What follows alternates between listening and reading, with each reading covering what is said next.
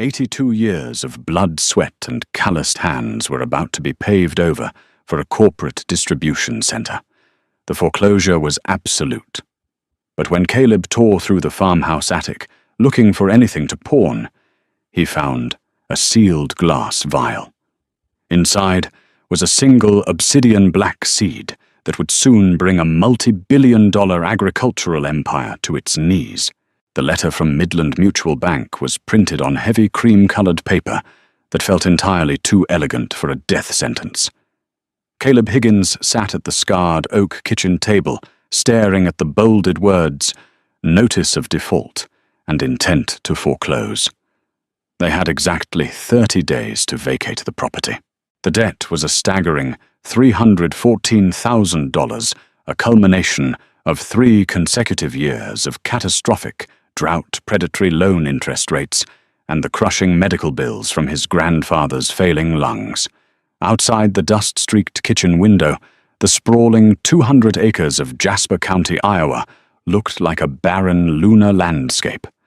The soil, once rich and loamy, had baked into cracked, pale clay. The family's John Deere combine sat rusting near the barn, a silent monument to a dying American dream. A ragged, wet cough echoed from the adjacent living room. Caleb folded the foreclosure notice and shoved it back into the envelope, running a hand over his exhausted face. He walked into the living room, where Arthur Higgins sat, propped up in a faded recliner, an oxygen tube snaking across his weathered cheeks.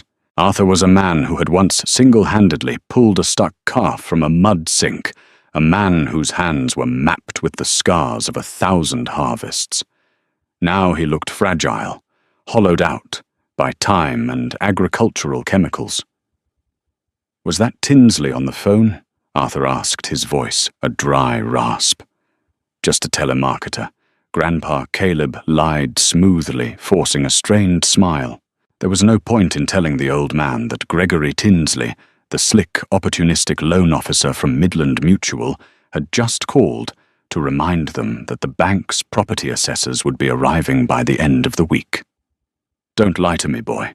Arthur wheezed, his pale blue eyes piercing through Caleb's facade. "I know vultures when they're circling. They want the dirt. They always want the dirt." Caleb swallowed hard. "I'm not going to let them take it. I'll go into town tomorrow.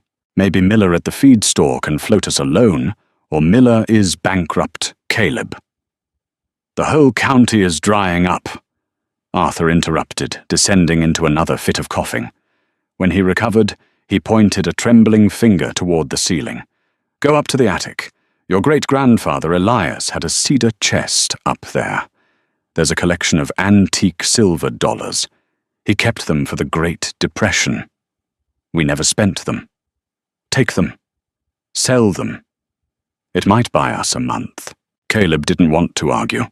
He nodded, grabbed a flashlight from the kitchen drawer, and pulled down the creaking attic stairs. The attic was an oven suffocatingly hot and smelling of dry, rot mothballs and generations of forgotten history. Dust motes danced in the beam of Caleb's flashlight as he navigated past broken rocking chairs, stacks of National Geographic magazines from the 70s, and boxes of his own childhood toys. Tucked away in the darkest corner, half buried under a rotting canvas tarp, sat the cedar chest. The brass lock was completely rusted shut. Desperate and out of patience, Caleb went back down for a crowbar.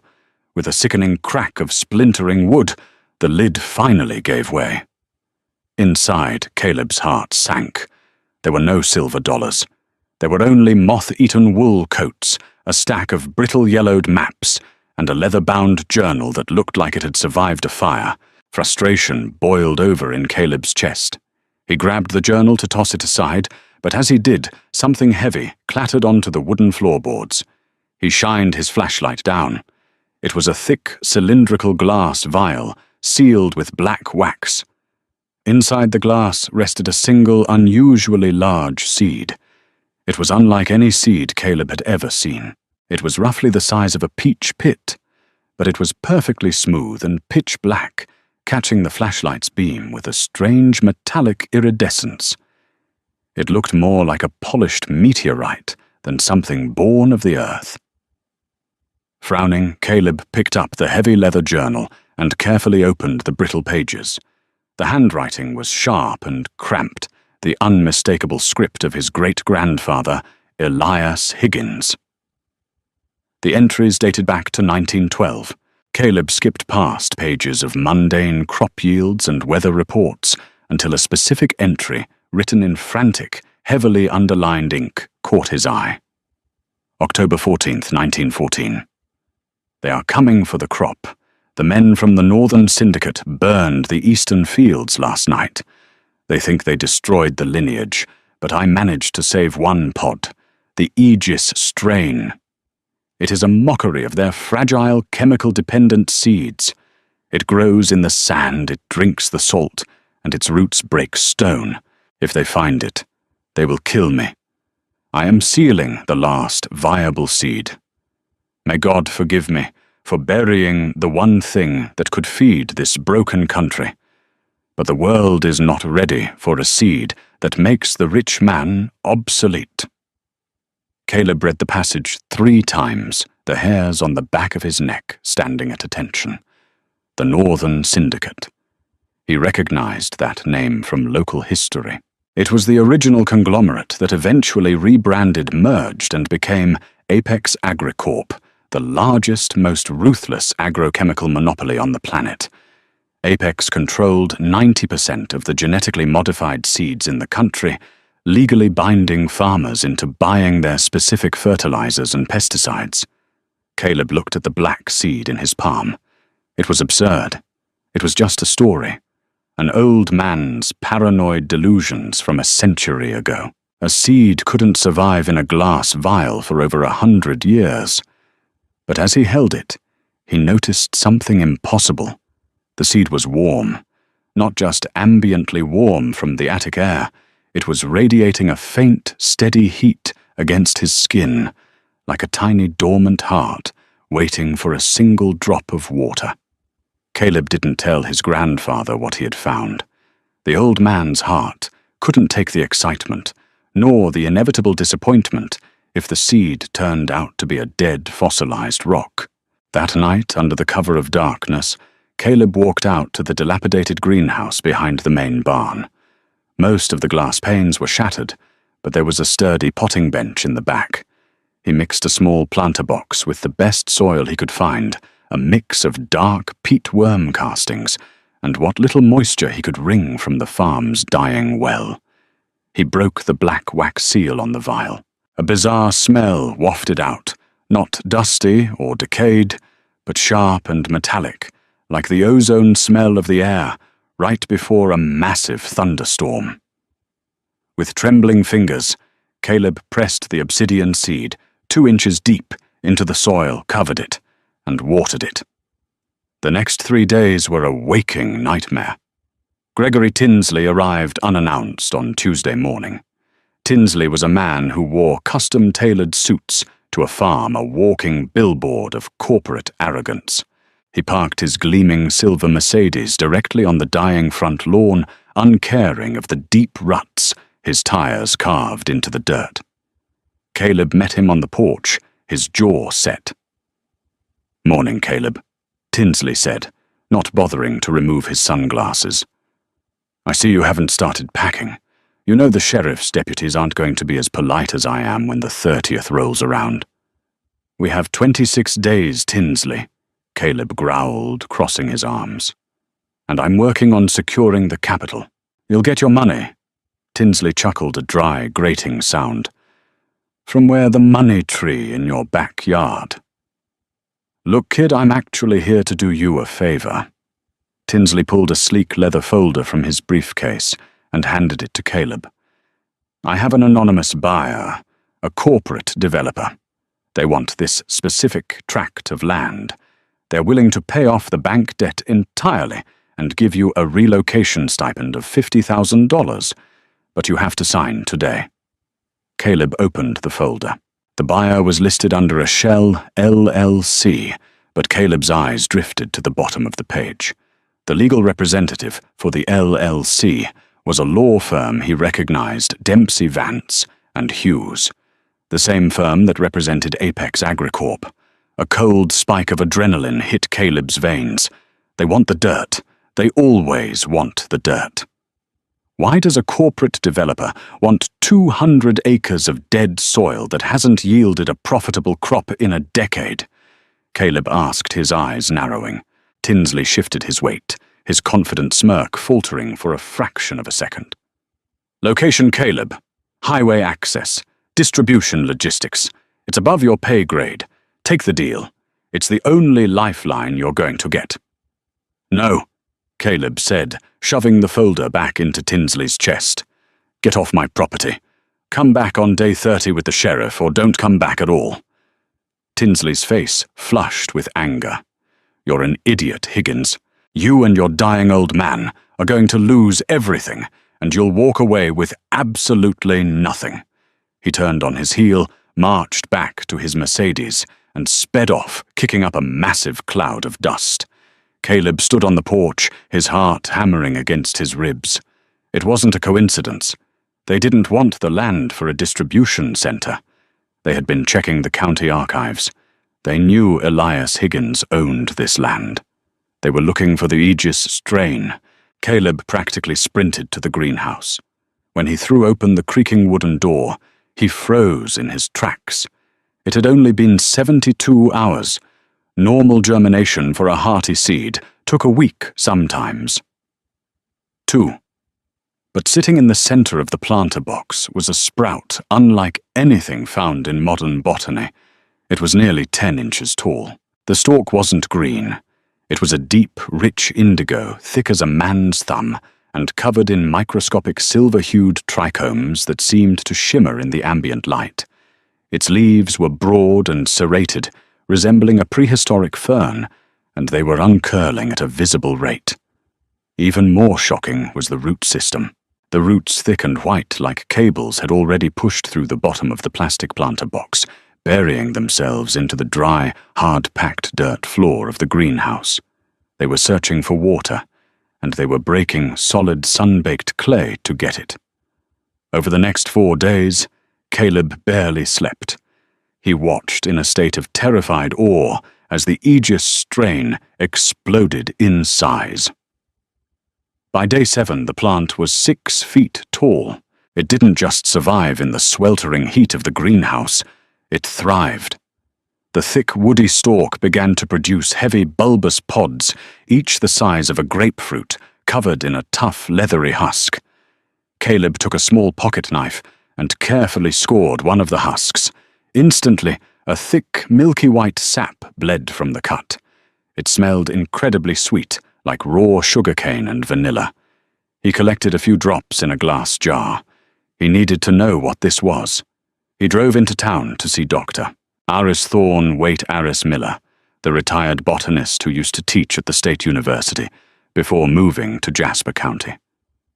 Dr. Miller owed Arthur Higgins his life after Arthur pulled him from a wrecked truck in a blizzard 20 years ago. If there was anyone Caleb could trust, it was him. Under the harsh fluorescent lights of his makeshift basement laboratory, Dr. Miller placed a smear of the sap under a high-powered microscope.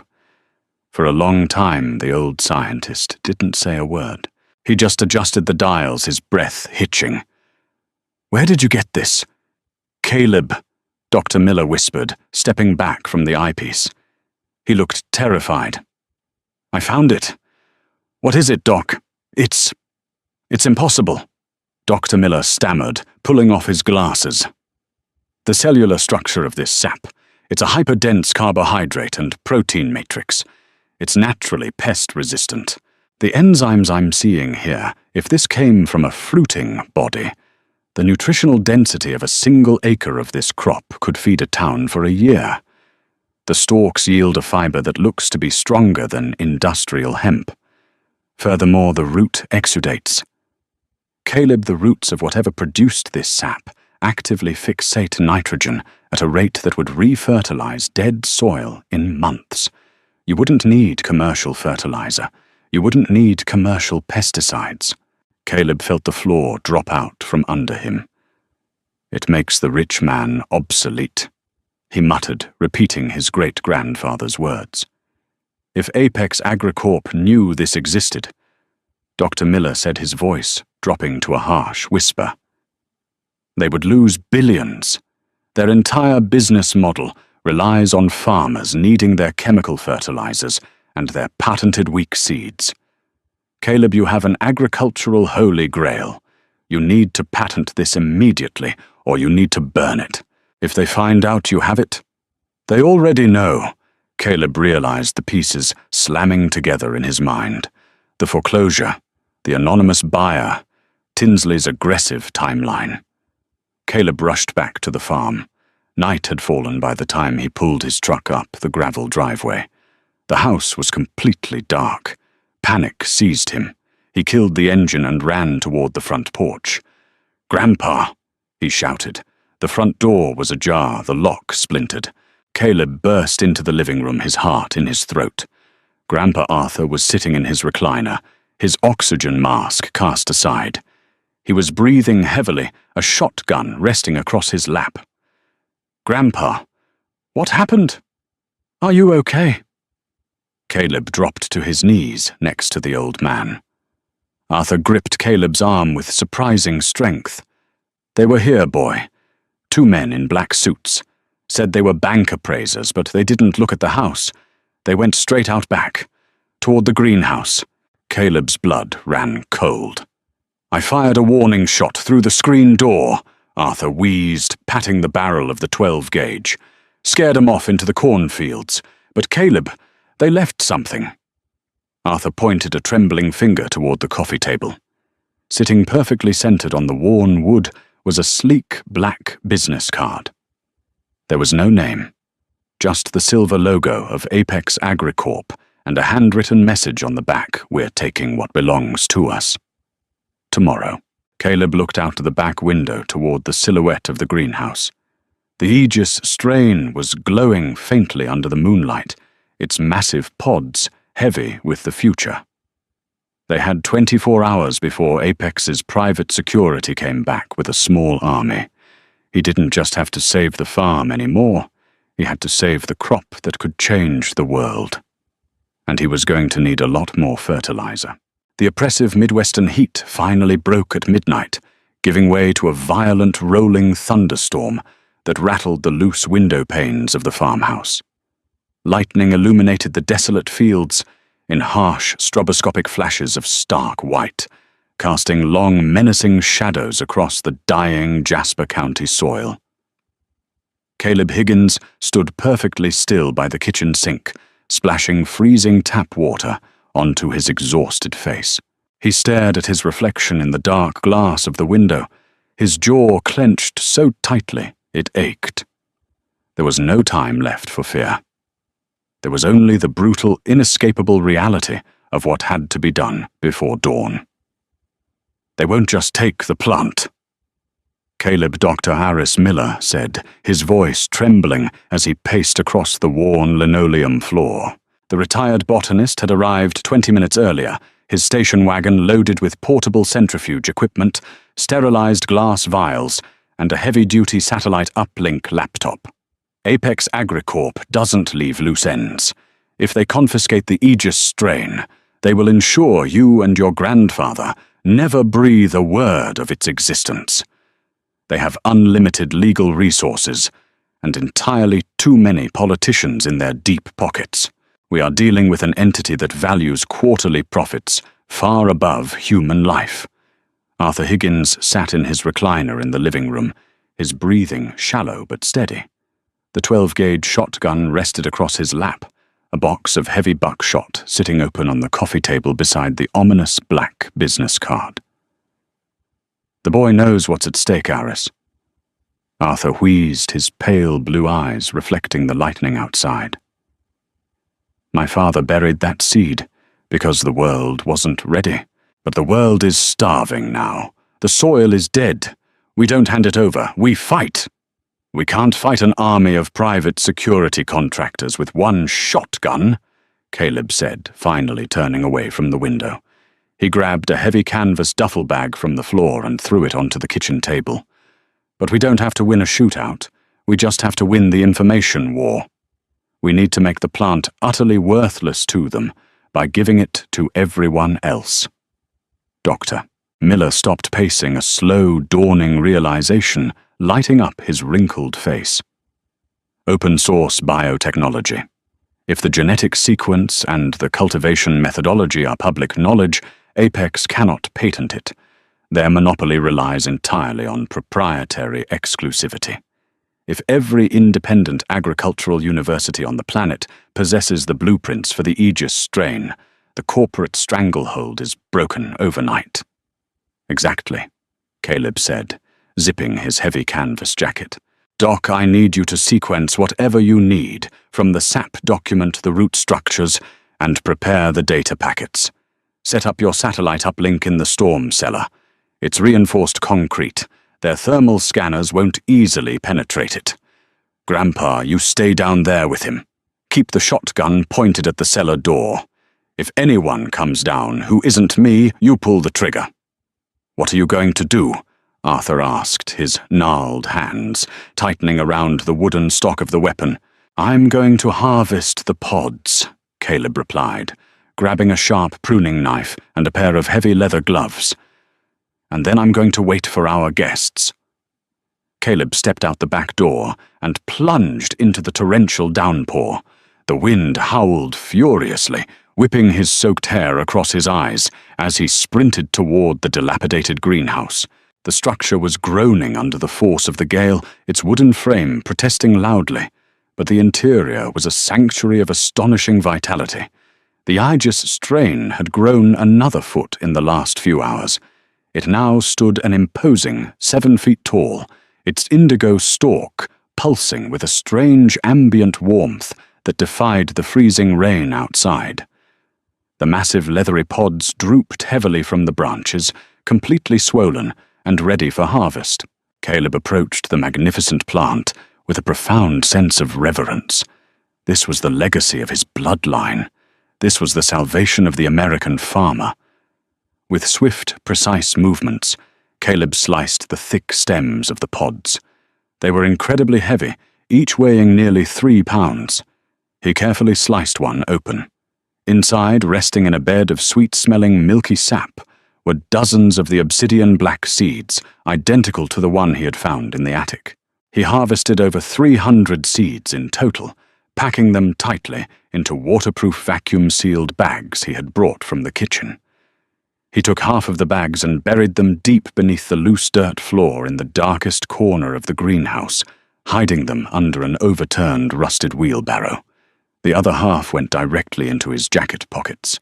He then used a machete to hack off several thick branches, carrying the biological samples back through the storm to the farmhouse cellar, where Dr. Miller was frantically typing on his laptop.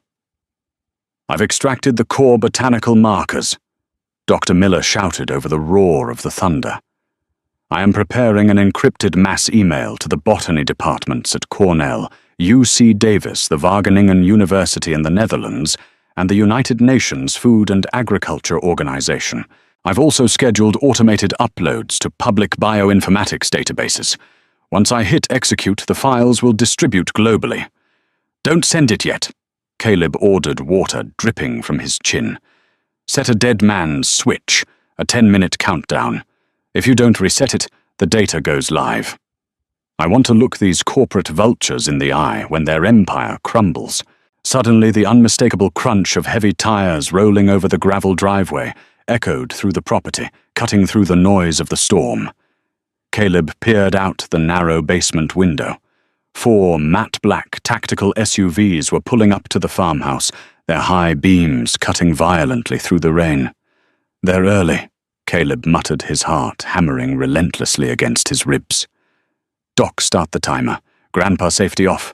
Caleb sprinted up the cellar stairs and slipped out the back door, melting into the shadows of the rusted tractor, just as a dozen men in dark raincoats poured out of the vehicles. They moved with terrifying military precision. These were not local bank appraisers. These were highly paid corporate fixers, men employed to erase problems quietly. At the center stood Gregory Tinsley, looking miserable in the pouring rain, alongside a tall, imposing man with cold, hollow eyes.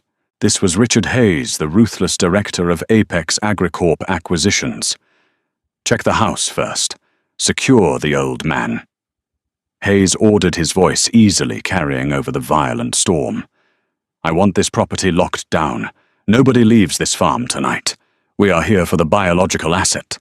Once it is secured, we sanitize the entire location." "You are trespassing on private property, Hayes," Caleb shouted, stepping out from behind the rusted tractor into the sweeping beam of their flashlights. He held his hands up, unarmed, his canvas jacket soaked through. 6 tactical flashlights instantly blinded him. He could hear the metallic clatter of automatic weapons being unholstered.